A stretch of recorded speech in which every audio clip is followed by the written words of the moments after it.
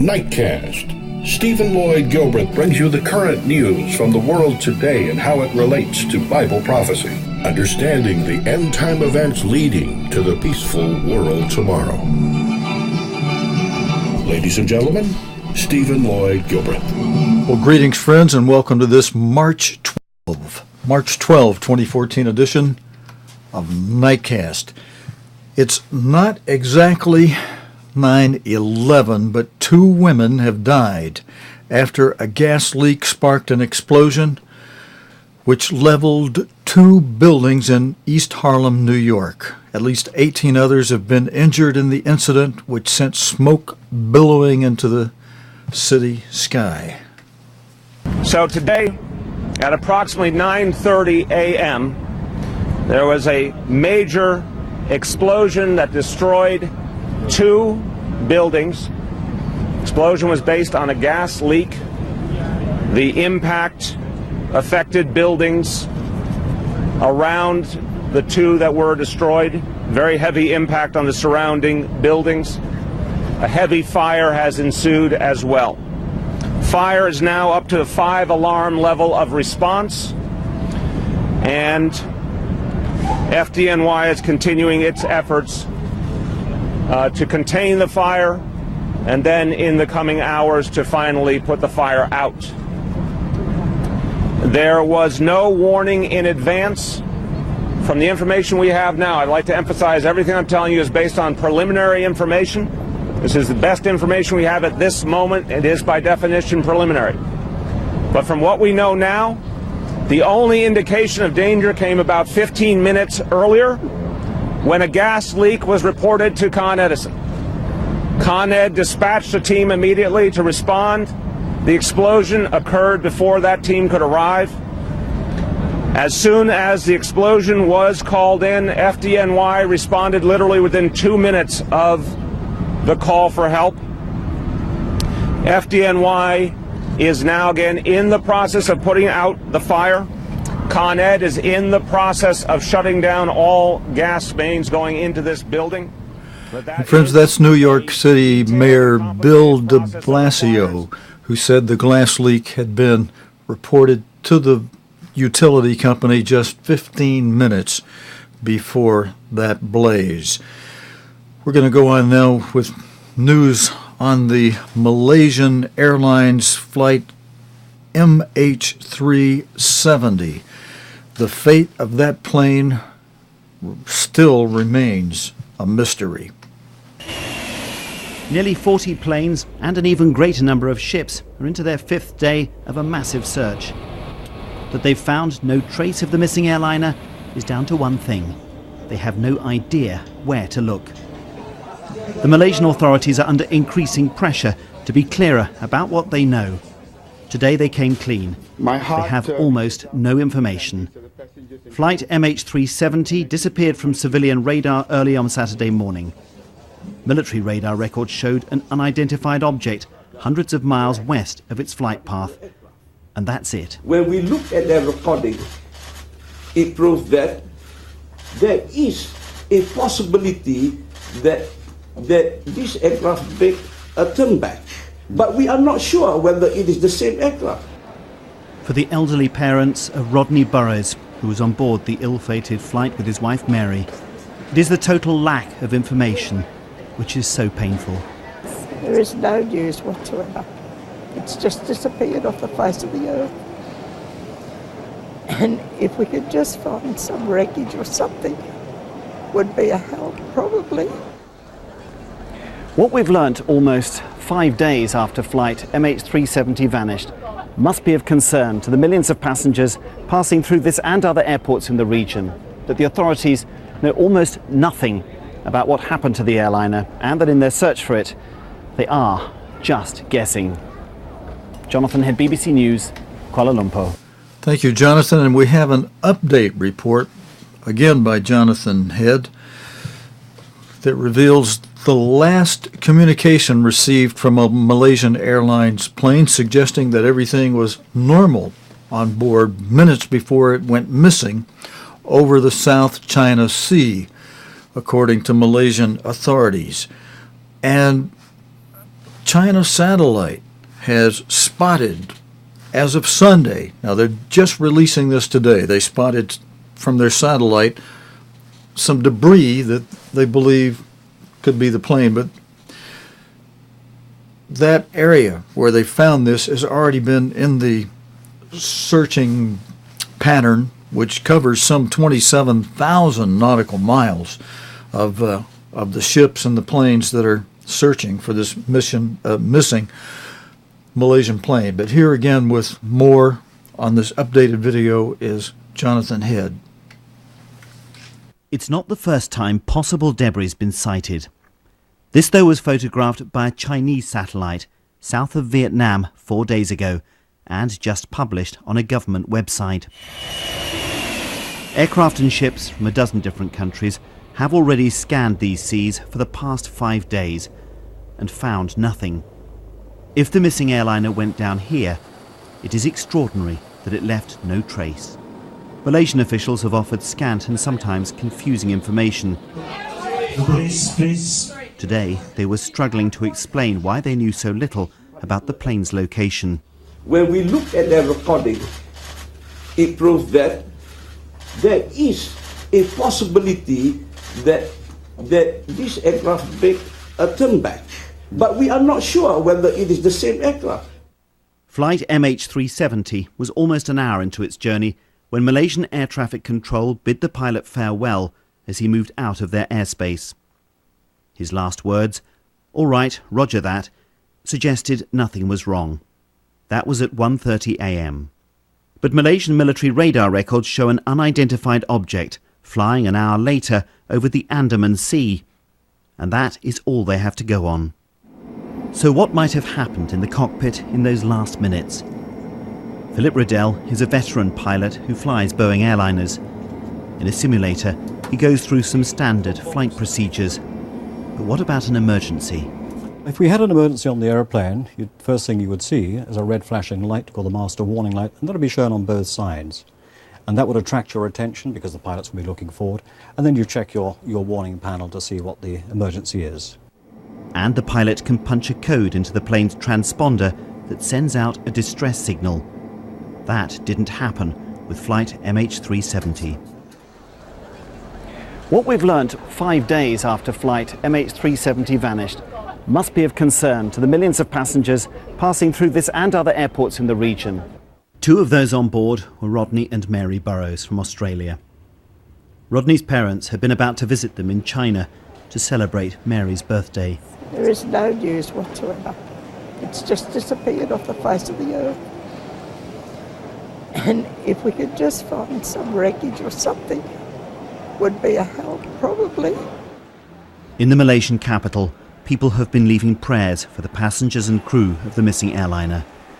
Good news seems impossible now, but any news would help.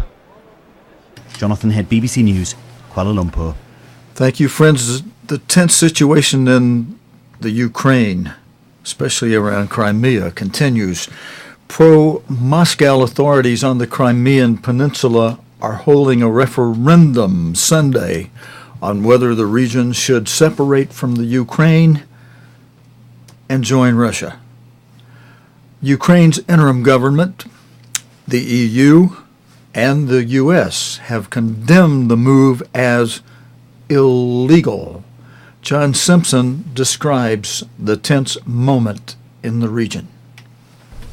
We're at the headquarters of Crimean television here, and we've just been listening to a press conference by the Crimean Vice Premier. I asked him when it was over if there was any point in having this referendum on Sunday, given that the outside world didn't accept it, and that many of the decisions, the key decisions, like the new currency, for instance, have already been taken before the people have had a chance to speak. He said, well, it was essential to get the people's viewpoint. Western countries in the past had accepted other referendums from countries which had chosen to go their own way, and they should accept this one. But there are signs of nervousness here. It's possible, for instance, that Ukraine may cut off food supplies and fuel supplies to Crimea. That would presumably cause them quite a lot of trouble, and the Russians would have to step into the gap. It's a very interesting and rather tense moment for people here, and Sunday's vote, although it will no doubt sort out whether a majority of people do really want to move to Russia, won't affect anything in the longer run.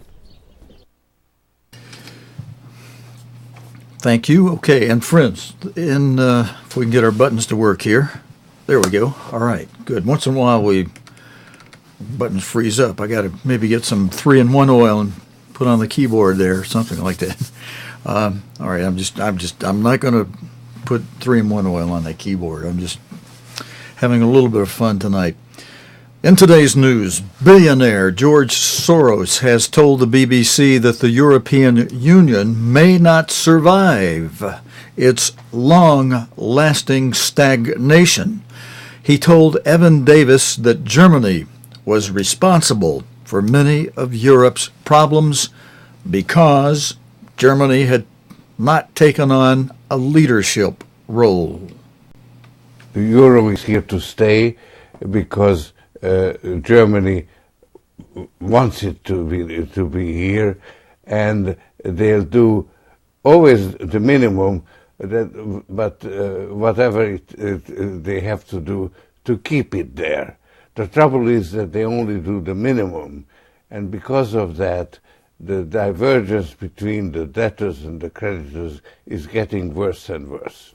You are facing long-lasting stagnation, and unfortunately, the European Union may not survive it, because there are many nations that go through long periods of stagnation, but they get out of it. They pass. They remain. Japan just had 25 years of it, and now is desperately trying to get out from exactly the situation that the euro is just moving into. But the European Union is not a nation, and it's just an association of sovereign states, and it's a very incomplete association, and it may not survive that. In the book, you blame Germany for a lot of this, perhaps a surprising amount. It is the strongest economy in Europe, after all. Germany is not doing this intentionally. It's really, that's what makes it a tragedy. The only people who can change it are the Germans, because they are in charge. But they don't want to be in charge. In fact, they are determined not to be in charge. And that's the tragedy, because if you are in charge, then you have to be you have to take into account the interests of those who depend on you. Friends, some of you, as you listen to this, may be saying, well, now, wait a minute. The way he's explaining that doesn't seem to add up to what you have learned and understand about what God says in the Bible and prophecy will be occurring with Germany. And yet, when we understand that, men are really, they're just human, they're just men. But being human and being men, we're made subject to a being, a spiritual being, who God has put on this world that he calls the God of this world for the moment. Because God put him in charge of this world and over 1/3 of the angels. But he and they with him rebelled. I'm talking about Lucifer now, when he went up and tried to take over God's throne and was cast back down to this earth. He's going to try it again one more time if he hasn't already and been thrown back down here again. And become very angry and really foment a lot of evil around the world, which could have happened because a lot of stuff is going on. Look at the mobs and sedition in city after city around the world, not just in Ukraine, and not just in Turkey, but also in Thailand and Venezuela and a number of other places around the world. Things are just running rampant. And men are under the influence and the sway of this great being that God renamed Satan the devil after changing his name from Lucifer, the bright morning shining star, after Lucifer rebelled. So he's now a devil in charge of the demons. And a lot of people don't want to believe in that, but he is, as God describes him, he is the prince of the power of the air. And as God revealed that through his apostle for these end time days, we understand that to be like radio broadcasting. Like if you have a radio in the room and you can tune it to different stations, our minds are like a radio receiver that are automatically tuned in to the wavelength on which the god of this world, Lucifer, turned that old serpent, Satan the devil. He broadcast on that frequency that our minds are tuned to normally, naturally. And those who are called to become Christian or called out of this world, God offers a spirit, a new receiver, a new channel that you can receive, kind of like a special HD channel that you can now tune in on. And you have to tune it. You have to daily get on your knees and pray and study and ask God for his spirit, which receives on a different frequency than the one you're naturally tuned to receive on.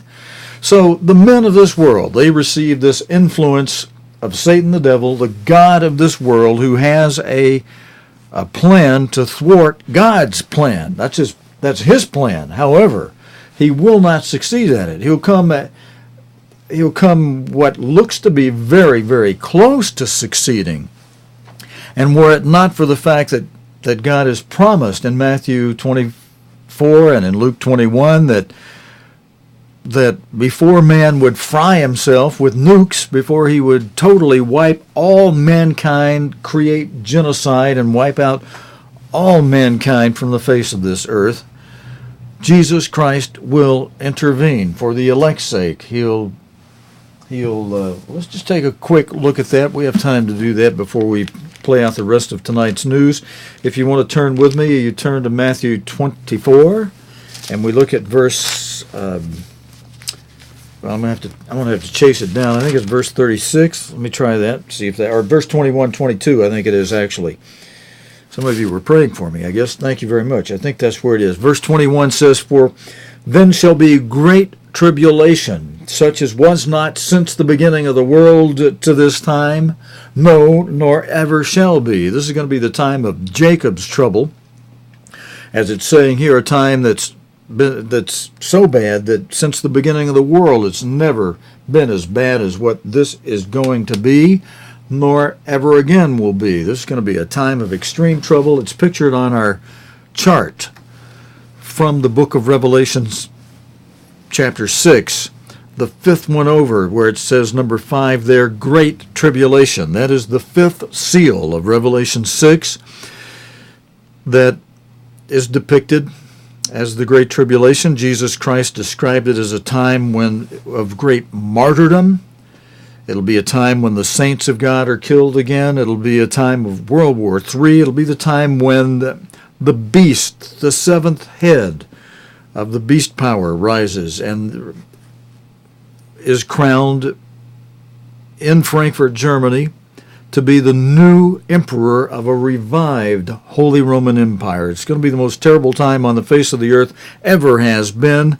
And the prelude music for this is already beginning to play as part of the fourth seal, because one of the three conditions of the fourth seal, the third one, that Jesus Christ described in plain language is terake, meaning trouble. Now, not great trouble, just trouble. But it will be great trouble, but not the mega great trouble that is described as the fifth seal, the Great Tribulation, a time so bad nothing before it ever so bad, nothing ever after it again will ever be as bad either, thankfully. And so that's what Christ is describing here in verse 21 of Matthew 24, and then he goes on in verse 22 of Matthew 24 to say, "And and let's read that verse again, 21. For then shall be great tribulation. We were just showing you the chart that shows that's the fifth seal of Revelation 6. For then shall be the fifth seal, the great tribulation, such as was not since the beginning of the earth to this time, no, nor ever shall be. And, verse 22, except those days should be shortened, there should no flesh be saved alive. But God ends that verse 22 in Matthew 24 by saying, but for the elect's sake, those days shall be shortened.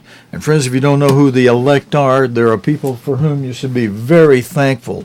They are people who are sacrificing their lives today in Bible study, in prayer, in fastings, in seeking the great God, and putting sin out of their lives, for which, as God explains in Deuteronomy 28 and Leviticus 26, collectively the sins of a people, of a nation, either bring blessings to each of those individuals and collectively the nation they represent, or alternatively the sins of a nation's individuals bring curses upon those individuals and upon the nations of those individuals. And because of an elect who are praying, and maybe perhaps they're especially praying that part of the model prayer in which after thanking God for our daily bread and asking Him for our daily bread, what we need, and asking Him to forgive us as we forgive others, and then asking Him to lead us not into temptation, but to deliver us from that evil one. Friends, that's a very important part of that prayer. And if you're stopping short, if you get to the part where you get to you do your daily needs and you read off a list of things for about an hour and a half, and then whoops, I got to rush off to work now, or go fix my meal and eat, or whatever, and you leave out the part where you ask Him to forgive you your sins and ask Him to lead you not into temptation, you are leaving yourself open and vulnerable to attack by an enemy that's much bigger than you are, who's described as an evil lion, who seeks out his prey, who looks for you at your most vulnerable moments when you're alone or weak or in a place where you shouldn't be, or you're overtired and leaving you weak. So get sufficient sleep. And cut out the razzmatazz jazz in your life that you don't need. If you're on Facebook too long and wearing yourself out, get off that thing, and get on your knees a little bit more. Open up your Bible a little bit more. Listen to some of the old tapes of the apostle God raised up and trained to reveal His truths to us today.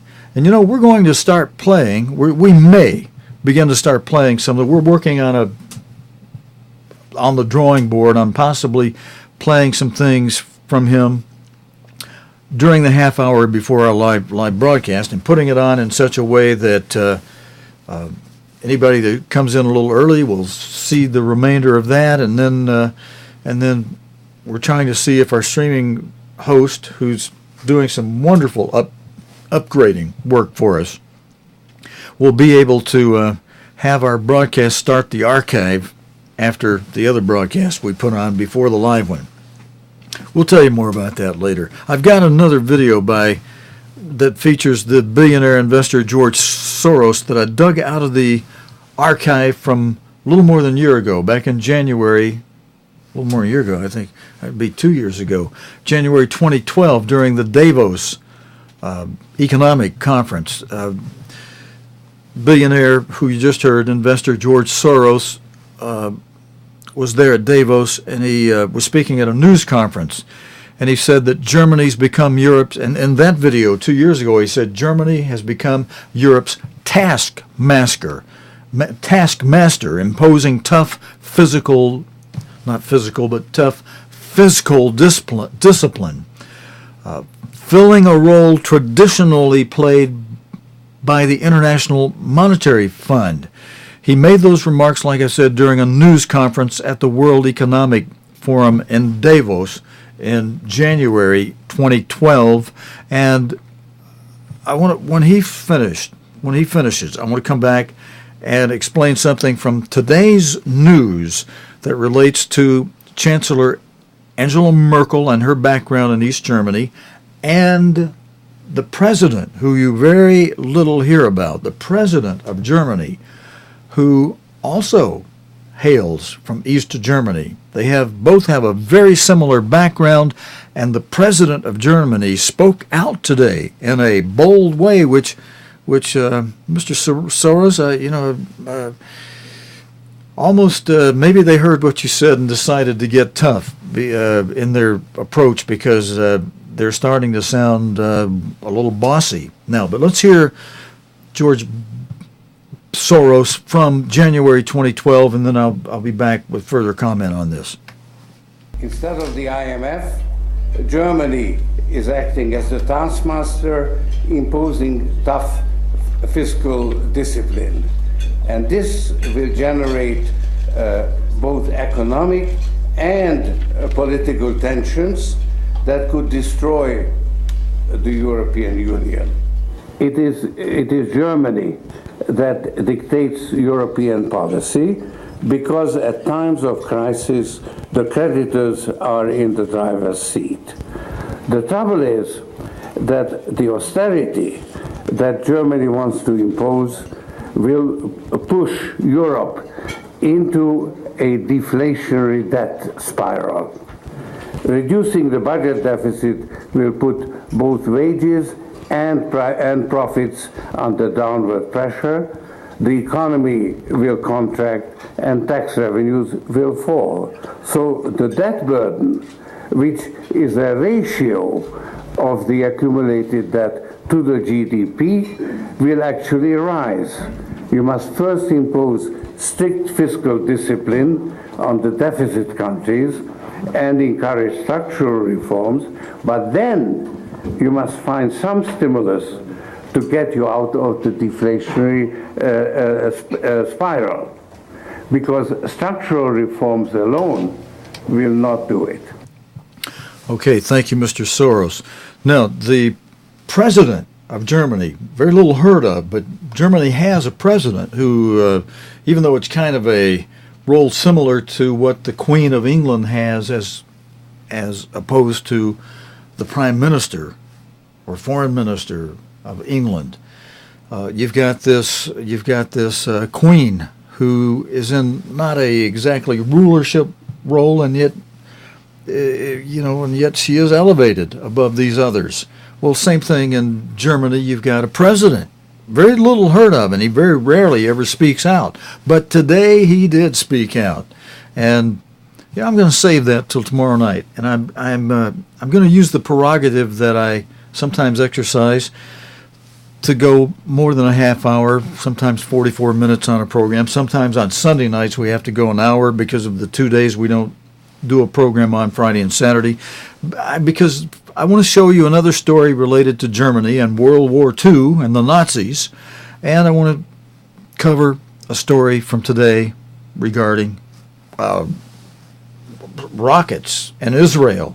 I should have mentioned that at the opening of tonight's program, that we will have that story coming up just a moment. But let's go on to this story about the Nazis and 3 paintings that were seized by them, by the Nazis, that have been returned to family members of the original owners in France.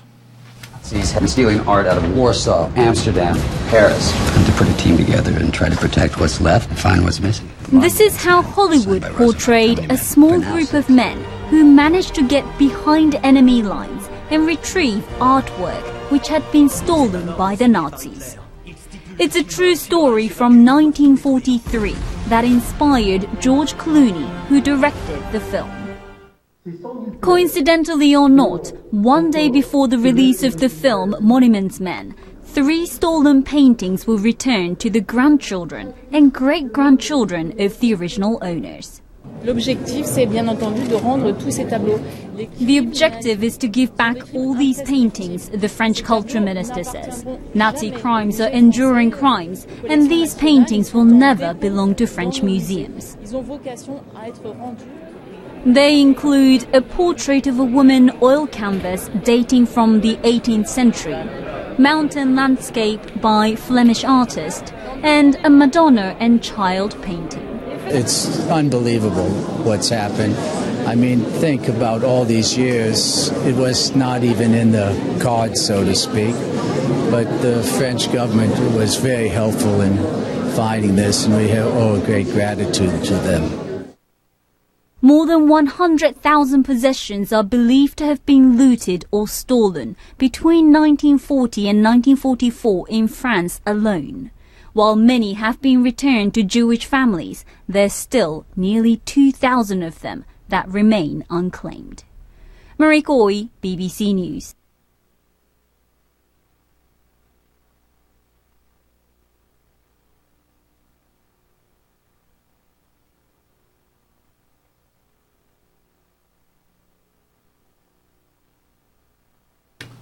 Oh, friends, I'm sorry. I didn't have the microphone. Okay, all right. We want to give thanks there to Mariko for that report that she just gave us. And friends, I have a report next that relates to Israel and the UK. David Cameron is set to back peace talks in his first Israel visit as Prime Minister. That's the head note, or the lead-in for this. David Cameron is set to make his first visit to Israel tomorrow since becoming the UK Prime Minister. He will hold talks with his counterpart, Benjamin Netanyahu, and is expected to back... friends, there are biblical scriptures that tell us that the United States and the UK are... in the end time going to turn their back on their brother Judah, and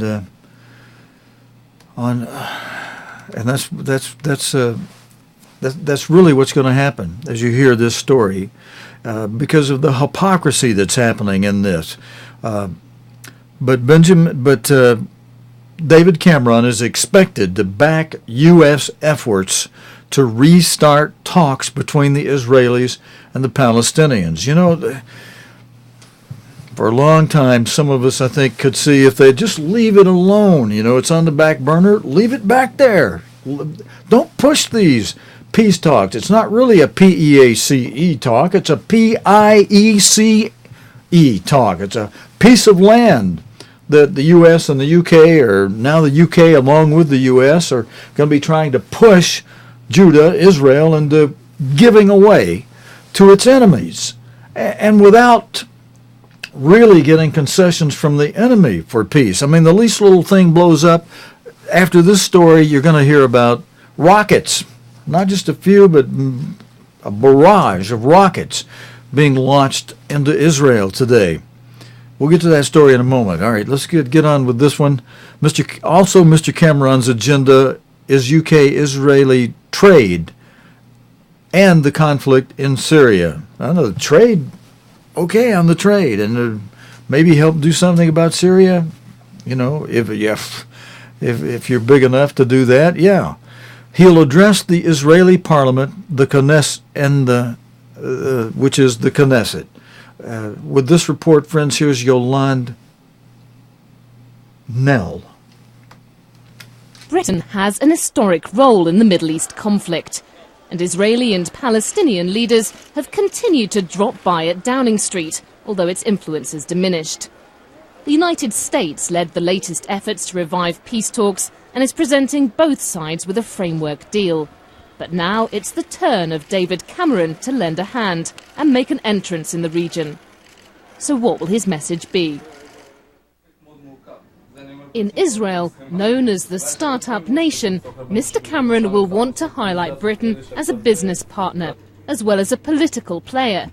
This high-tech company generates personalised bills. It already has big British firms as customers and a British-Israeli director.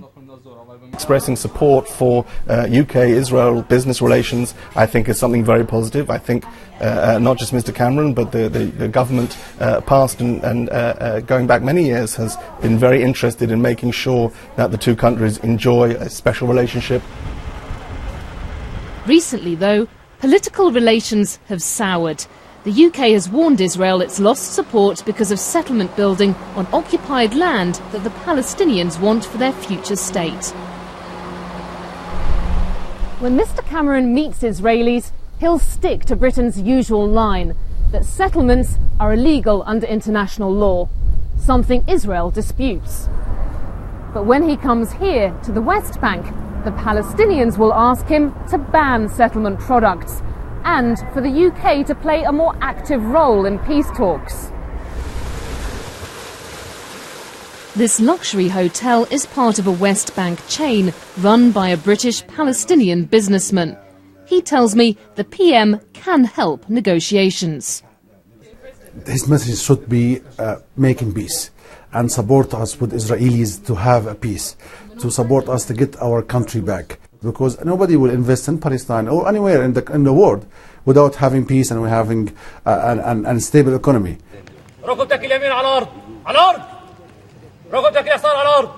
This is one example of British support on the ground, training police officers in the West Bank and helping Palestinians build the institutions of a state while reinforcing Israel's security. The European Union's behind this scheme and is the biggest donor to the Palestinian Authority. But the PA's been told it can't count on those funds indefinitely. Another reason why Mr. Cameron will press both sides to take bold steps towards peace. Yolande Nell, BBC News, Jerusalem. Okay, now, I told you I'd tell you about what happened in the way of rockets and so on. Israeli planes hit Gaza in response to rocket strikes. A trail of smoke from rockets fired. I don't have video, friends. I'm going to have to read this to you. A trail of smokes from rockets fired from Gaza towards Israel was seen above Gaza City. That's the caption for this picture. Israeli warplanes have attacked 29 Palestinian targets in the Gaza Strip in response to an Islamic Jihad rocket barrage into Israel earlier today.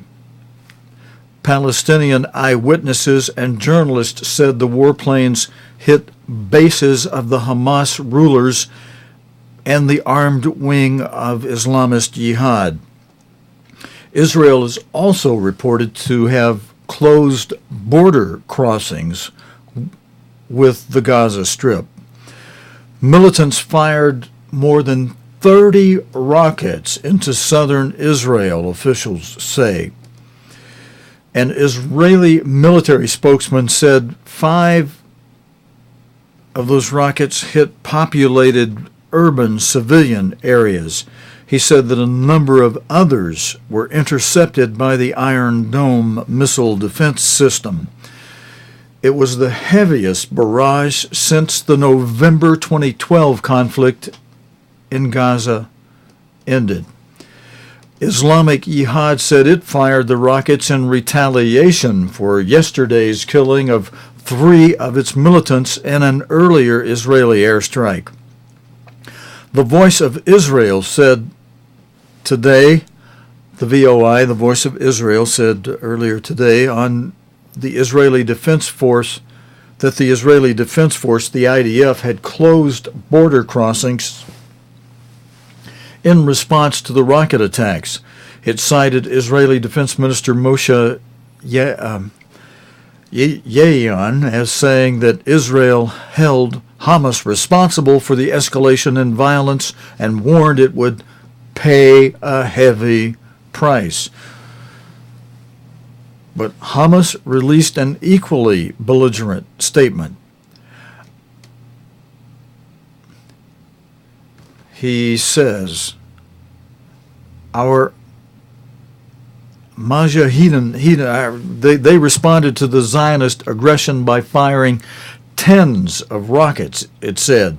Speaking to the BBC, the group's spokesman added, "The rockets fired today came in response to the occupation aggression against us and does not mean the collapse of the ceasefire agreement with Israel." Another Gaza militant group, the Popular Resistance Committees, said it also fired several rockets. An Israeli army statement late today said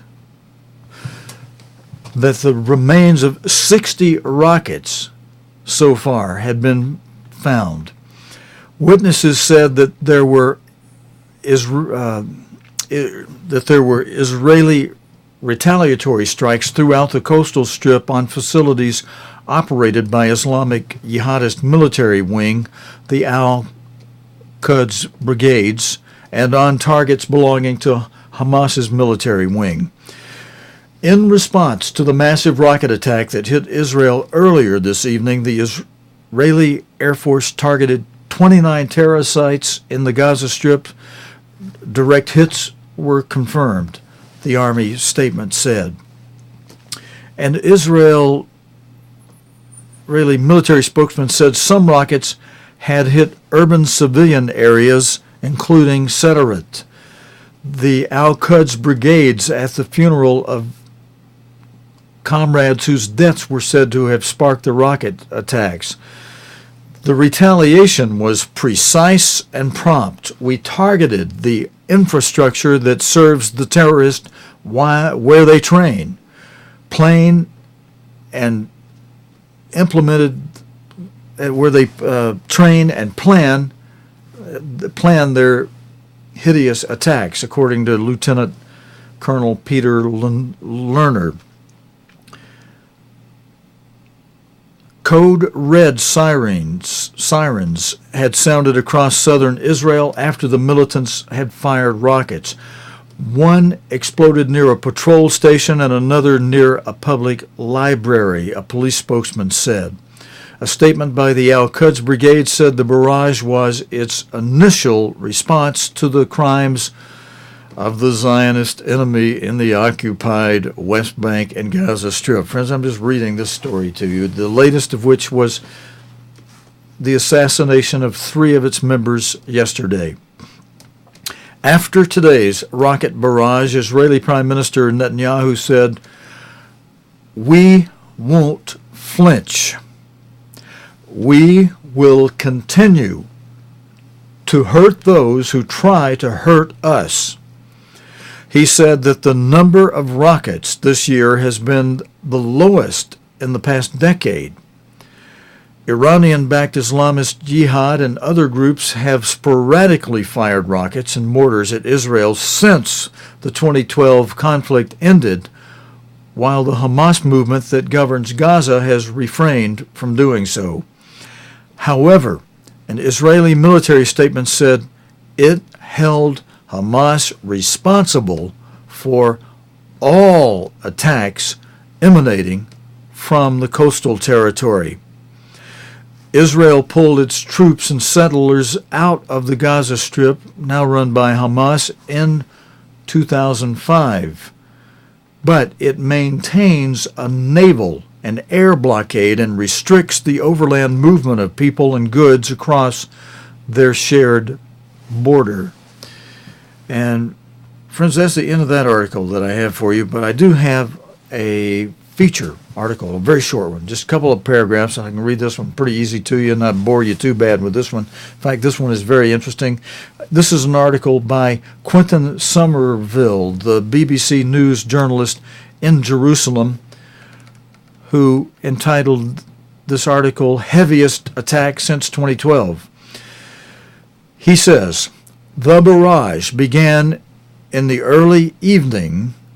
Dozens of rockets could be seen being fired from the southern outskirts." And he's talking about last evening, Tuesday evening. Dozens of rockets could be seen being fired from the southern outskirts of Gaza City, according to an eyewitness.